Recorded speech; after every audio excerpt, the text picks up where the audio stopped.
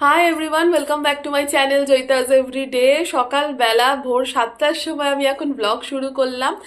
আর আজকের দিনটা খুব স্পেশাল। আজকে হচ্ছে 9th অক্টোবর। আজকে আমরা যাচ্ছি হচ্ছে ঘুরতে অনেক দিন পর।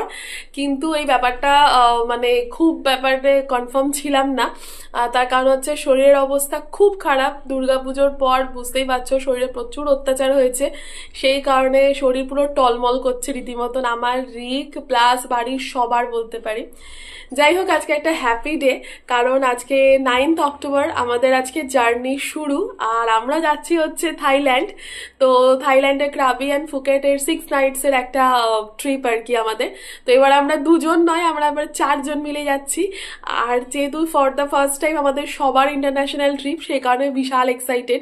কিন্তু এক্সাইটমেন্টটা একটু ধরে রাখার চেষ্টা করছি, কারণ শরীরটা মানে ঠিক জুতের নয় আর কি। তো সেই কারণে যাই হোক, ভগবান আছে, আশা করি সবকিছু ভালোভাবে ঘুরে আসতে পারবো। তো আজকে রাত 12টায় হচ্ছে আমাদের ফ্লাইট, কিন্তু তার আগে লাস্ট মিনিট প্রিপারেশন ব্লগ হিসেবে আমি এটাকে রেখে দিতে চাইছি। আর তোমরা তো জানোই যে আমি ব্লগগুলো এই কারণেই করি, কারণ এগুলো খুব ভালোভাবে স্টোর থাকে চ্যানেলেতে, আর যেগুলো পরে আমরা দেখতে পাই। আমার হানিমুনেতে আমি গেছিলাম কেরালা, সেখানে প্রত্যেকটা এপিসোড প্রায় আমি চালিয়ে চালিয়ে দেখি, খুব ভালো লাগে এগুলো দেখতে। তো চলো দিনটাকে এখান থেকে দারুণভাবে শুরু করি। সকালবেলা বেশ ঠান্ডা, দুটো জামা পরে রীতিমতো আমি বসে আছি, কিন্তু ক্রাবি অ্যান্ড ফুকেটে ভালো মতন গরম আছে, আর মাঝে মাঝে ওদের ওখানে বৃষ্টিও হয়। তো এরকম একটা ওয়েদার। তো আজকে সকালবেলা আমি এখন উঠে পড়েছি, 7টা মতন বাজে, রিক উঠে পড়েছে। আমরা দুজনেই মানে প্রচন্ড একটা তাড়াহুড়োর মধ্যে আছি, যদিও রাতে বেরোনো, কিন্তু তাও কিছু তো জিনিস কাজটা থাকে, প্লাস আমার পড়ানো আছে। তো আমি বেরিয়ে পড়েছি, আমি এখন রেডি হব, গিয়ে পড়াতে যাব, তারপর আসছি। আর আজকের দিনটা কিরম কাটছে সেটা তোমাদের সবার সাথে শেয়ার করি। চলো ব্লগটা এখান থেকে দারুণভাবে শুরু করি। তো এখানে ব্রেকফাস্টের জন্য ব্রেড বাটার আর ডিমের অমলেট আজকে সবার জন্য, কারণ ফ্রিজ ফাঁকা করতে হবে, সেই কারণে আমরা এখন ব্রেড বাটারটা আমি করে নিচ্ছি। ব্রেকফাস্ট করে হচ্ছে বেরোবো, কিছু প্রিন্ট আউট করার আছে, সেটার জন্য যাব। আর এই হচ্ছে এখন ব্রেড বাটারের টোস্ট। আজকে সকাল থেকে দিনটা পুরো ঘেটে আছে। আমি প্রিন্ট আউট করাতে গেছিলাম, কিছু মেডিসিন কেনার ছিল, সেগুলো কিনতে গেছিলাম। রিক বাড়িতেই আছে, আমি বলতো ওপরে যাচ্ছি।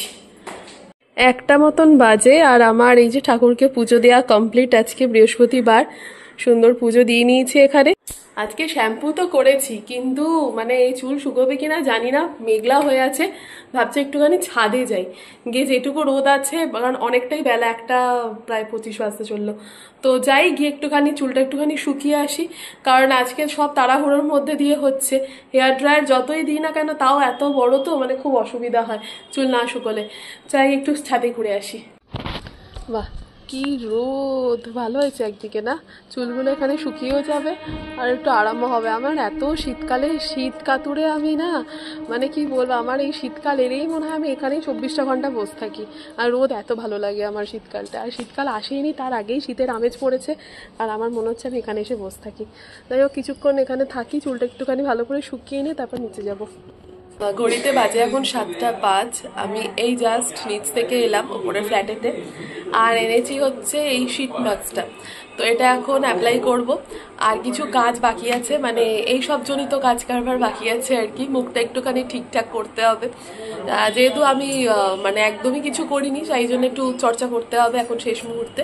আর আজকে ঘুম তো এক ফোঁটা ঘুমায়নি, একটু আধটু চোখ লেগেছিল, তারপর সেই ঘুম হয়ে গেছে। মানে একটা মানে এক্সাইটমেন্ট বলবো না, অন্য মাইন্ড ডিস্টার্বিং যে কোনো কারণেই হোক, বাইরে এখন সবাই গল্প করছে, চা খাচ্ছে, আমার চা খাওয়া হয়ে গেছে, তাই আমি এটা এলাম অ্যাপ্লাই করতে। এই যে লাস্ট মোমেন্টে আমাদের ব্যালকনি ঘেরা চলছে, এইখানটা পুরো ঘেরা হয়েছে, এইটা পুরো ঘেরা হয়েছে, কারণ এত পায়রা আমাদের এখানে, প্রচুর পায়রা। তো এই সব ঢুকে একদম শেষ হয়ে যাবে, শুধু এই পোর্শনটা বাকি আছে, এইটাকে এখন ঘিরতে হবে। আমাদের কাশি মনে হয় আর এই জন্মে সারবে না। লবঙ্গ মুখে দিয়ে দুজনে মিলে কাশতে কাশতে এখন লাস্ট মিনিট প্রিপারেশন চলছে। আর আমরা নিয়েছি হচ্ছে 1 প্যাকেট মুড়ি, কারণ আমাদের কেরালায় গিয়ে খুব খারাপ, মানে আমি অন্তত ফেস করেছিলাম, খাওয়া দাওয়ার ব্যাপারে খুব কষ্ট পেয়েছি। তো এবারেতে আর কোনো রকম ছাড়ছুড় নেই, মুড়িটা অন্তত নিয়ে যাচ্ছি, কিছু বিস্কিট আর চিড়ে ভাজা সাথে আছে আমাদের। আর এখন শেষ মোমেন্টে প্রস্তুতি চলছে। আমার তো মাস্ক লাগিয়েছিলাম, মাস্ক তুলে দিয়েছি এখন। আর এরপর আরেকটা রিটার্ন করব, ব্যাস তাহলেই আমার শেষ। এই যে ফাইনালি আমার হয়েছে, এই অবস্থাতে আমি আছি এখন। 8:30 বেজে গেল এই করতে গিয়ে, এখনো নেল পলিশ আমি পরিনি, কখন পরবো জানি না। আমার ব্যাগ কত হয়েছে, ওই 14.5 মতন হয়েছে। ঘড়িতে বাজে হচ্ছে 11:45, আর নিচে চলে এসেছি, খাওয়া দাওয়া কমপ্লিট করে নিয়েছি, সব কাজ গুছিয়ে ডান। এই হচ্ছে 2টো লাগেজ, এই দিকেরটা রিকের, ওইটা আমারটা একটু বড়। আর এখন মোটামুটি শরীরটা একটু ঠিকঠাকের দিকে আছে বলতে নেই, মানে ঠাকুর তাই যেন রাখে। আর আমি এখন ড্রেস করবো, বাট তার আগে একটু রেস্ট নেবো। আর এখনো 11টা বাজে, আমার নেল পালিশ পরা হয়নি, সেটাই পরবো এখন।